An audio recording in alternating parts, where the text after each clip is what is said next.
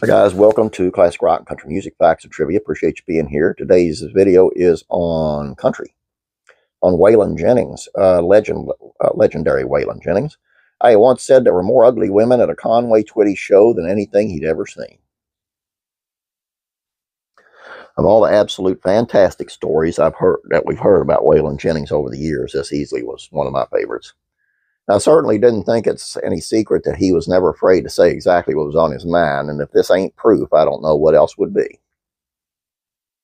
In 1958, Buddy Holly arranged Waylon's first recording session and hired him to play bass. In 59, while on tour with Buddy and his band, Waylon famously gave up his seat on the plane that crashed and ultimately killed the three. He eventually became a pioneer in the country outlaw movement of 1970s, but admitted plenty of times that he was more of a marketing strategy than anything else.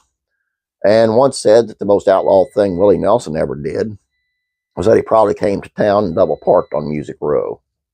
He was chock full of great stories and authentic commentary and totally changed the game because of it.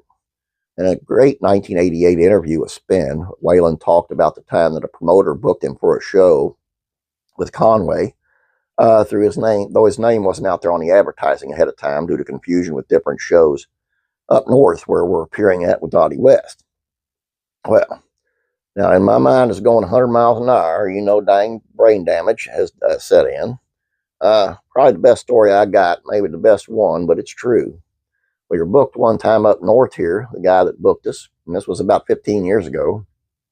He sent me to Syracuse where Dottie was supposed to be, and he sent her to Rhode Island where I was supposed to be.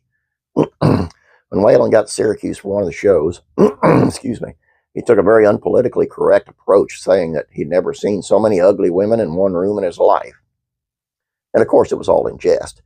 But it being Waylon, he couldn't let Conway, who was known for driving the women wild, get off without some friendly shit talking. Well, we got up there in Syracuse, and I was there with Conway Twitty, and I'd never seen that many ugly women congregating in all my life, and I told him so. I said, boy, you do draw an ugly class of woman. Conway reminded him that it was both their shows, to which perfectly replied with this.